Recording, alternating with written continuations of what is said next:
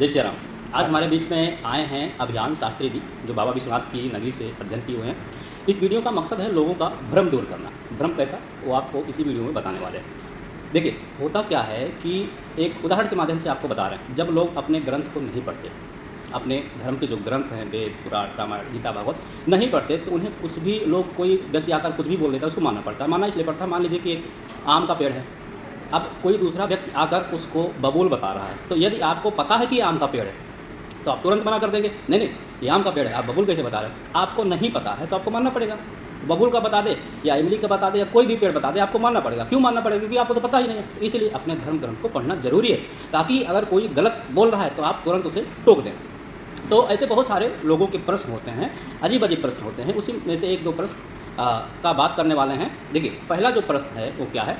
लोग कहते हैं कि यदि मैं कुछ भी काम धंधा ना करूं, कुछ भी ना करूं, तो जो मेरा पिछले जन्म का पुण्य है उससे मुझे सारी चीज़ें उपलब्ध होती रहेंगी, सारी व्यवस्थाएं मेरी हो जाएंगी, खाने पीने की या सारी चीज़ें, जो ज़रूरत की चीज़ें होती है वो मुझे मिलती रहेंगी पिछले जन्म के पुण्य से या नहीं। तो इसी को लेकर आज शास्त्री जी बताने वाले हैं। शास्त्री जी, इस पर कुछ बताइए कि इस भ्रम को, जो लोगों के मन में भ्रम है, उसको दूर करिए।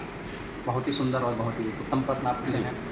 कृष्णाय वासुदेवाय हरये परमात्मने प्रणतः क्लेशनाशाय गोविंदाय नमो नमः। आश्रय मित्रों को हर हर महादेव, जय श्री राम। जय श्री।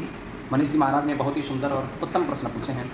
कल भी हम दोनों के बीच में वार्तालाप हुआ था इस विषय को लेकर, तो वहाँ पर यही निकला कि यह चीज़ जनता तक भी पहुँचे, जनता जनार्दन भी इसको जान सकें जी। कि बहुत लोग का प्रश्न है कि ऐसा क्यों होता है, ये क्या है, बहुत सारी चीज़ें हैं, बहुत सारे विषय पर हमने रिसर्च भी किया, कल जानने का प्रयास भी किया। ये लोगों का क्या है ना कि लोग पढ़ते नहीं, इसी वजह से। तो जो दूसरे लोग बोल देते हैं वही मान लेते हैं, इसलिए लोगों के मन में भ्रम आ जाता है। देखिए, यहाँ सर्वप्रथम मैं यही कहना चाहूँगा, कर्मण्येवाधिकारस्ते मा फलेषु कदाचन। जी।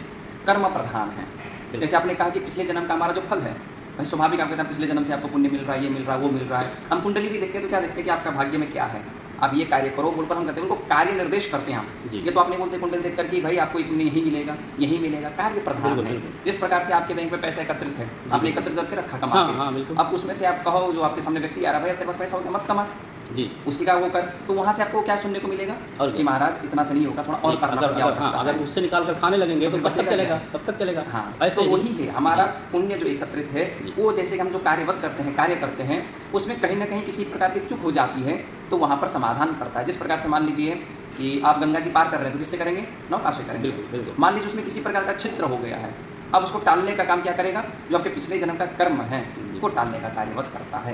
इसलिए इस पृथ्वी को कर्म प्रधान कहा गया है, कर्म भूमि कहा गया है। यहाँ अगर आपको कर्म करना ही पड़ेगा, बिना कर्म के आपको फल प्राप्त नहीं हो सकता है। क्योंकि यहाँ पर हमें अपने पिछले जन्म के जो पाप हैं, पुण्य है, जो भी हैं, उनकी बदौलत हमें जन्म मिलता है। जन्म के हिसाब से हमको कार्यबद्ध होकर कार्य करना पड़ता है। कार्य प्रधान है, कार्य करेंगे तो फल भी मिलेगा, उससे अधिक भी मिल सकता है। क्यों? क्योंकि कार्य श्रेष्ठ है, कार्य से बड़ा कुछ नहीं है। जैसे कि मान लीजिए हमारे श्री राम जी आए हैं, उनके पास तो सब कुछ था, फिर भी उन्होंने कार्यबद्ध होकर कार्य किया कि नहीं? तो कार्य प्रधान, इसलिए कर्मण्येवाधिकारस्ते मा फलेषु कदाचन। आप कर्म कीजिए, कर्म आपका प्रधान है, आपका फल प्रधान नहीं है। इसको फल भूमि नहीं, कर्म भूमि कहा गया। जैसे अपने बड़ा सुंदर उदाहरण दिया आम का वृक्ष। जैसे मान लीजिए आपको आम खाने की इच्छा है और आप इमली का पेड़ लगाओ और इमली से आप प्रार्थना करो कि आम दे दे, आम दे दे, आम दे सकता है? बिल्कुल नहीं ना। तो आपका कर्म प्रधान है। आपने किसका पेड़ लगाया? आम का। तो आपको उसमें से फल क्या मिलेगा? आम मिलेगा, न कि इमली। तो सेम उसी प्रकार से आपके पिछले जन्म का भी फल आपको चाहिए होगी, तो आपका कर्म प्रधान होना चाहिए, कर्म श्रेष्ठ होना चाहिए, कर्म उत्तम होनी चाहिए, तभी आपको मिलेगा। जैसे मान लीजिए दो रास्ता हमेशा होते हैं, एक सही एक गलत। अब इसमें जो हम कार्य करते आते हैं उससे कि आप सही और गलत रास्ता चयन करते हैं। जी बिल्कुल जी, बहुत बहुत धन्यवाद। और दूसरा प्रश्न भी लोगों के मन में रहता है कि जैसे लोग कहते हैं कि जब तिनका भगवान के इशारे पे ही चलता है, ठीक है, हर एक कोई तिनका पेड़ पौधा कोई भी भगवान के इशारे पे, जो कुछ होता है भगवान के इशारे पे होता है। तो मान लीजिए मैं किसी का जाके मर्डर कर दिया, किसी को मार दिया, किसी को गाली दिया, तो भी भगवान के इशारे पे होता है, वो भी भगवान करवाते हैं। इसका मतलब इस पर क्या बात है? ये भी बहुत सुंदर प्रश्न है। माने लोग कहीं ना कहीं से घुमा फिरा के वहीं आने के प्रयास करते हैं। बिल्कुल बहुत ही सुंदर जी। देखिए, हम कहते हैं कि भगवान के बिना कुछ भी नहीं है, करने कराने वाले वही है। करते हो तुम कन्हैया मेरा नाम हो रहा है, पतवार के बिना ही मेरी नाव चल रही और मंजिल भी मिल रही है। देखिए, इसमें से बात घूम फिर के वही है, आपका कर्म श्रेष्ठ, कर्म प्रधान है। बिना कर्म का आप कहोगे कि भगवान के बिना तो कर्म भी करवा रहे हैं, कार्य भी करा रहे हैं, हम तो सिर्फ करने वाले, हम तो सिर्फ एक पुतले हैं। किंतु इसमें भी आपका मन, चित्त, बुद्धि आपके अनुकूल है। इसलिए भीष्म पिताजी ने कहा था, इति मति रूप कल्पिता वितृष्णा भगवती सात्वत पुंग वे विभुनि। ये जो मेरी मति है, ये जो मेरी बुद्धि है, इसको मैंने शुद्ध कर लिया है, इसलिए आप इसको अर्पण करें।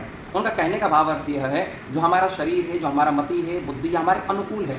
इस प्रकार से कहा जाए जीवन का डोर आपके हाथ में है, आप इसको किस प्रकार से चलाते हैं, कैसे चलाते हैं। जैसे ये पैर चल के मधुशाला भी जाता है और यही पैर चल के मंदिर भी जाता है, यही आंखों से दुष्ट कार्य देखा जाता है और इसी आंखों से परब्रह्म परमात्मा को देखा जाता है। यानी आपके कहने का मतलब है कि भगवान हमको कर्म करने के लिए फ्री किए हैं। जी। आपकी इच्छा जैसी हो, किसी को गाली दो और चाहे किसी को चाहे मार दो, या किसी को जाकर दान पुण्य करो, या जाकर मुर्गे काटने वाली दुकान खोल लो, या दान पुण्य करना शुरू करो, ये आपके हाथ में है। आपके हाथ में है और हम इसके कर्म करने के लिए बाद फ्री हैं। फ्री हैं, कर्म में आपको कोई बाधा नहीं दिया है। लोग कहते हैं कि हमको बांध दिया गया, हमने तो बाद में कह देंगे ना परमात्मा आपने तो हमको बांध के रखा है, जी जी। हमको कर्म करने दिए, अब आप दंड हमें काहे दे रहे हो। आपको स्वतंत्र दिया गया, आपको जो करना है जैसा करना है कीजिए अपनी बुद्धि के अनुसार। जैसे जन्म करते हैं ना, पिछले जन्म का काम को क्यों याद नहीं रहता, इसको फ्री करके भेजा जाता है।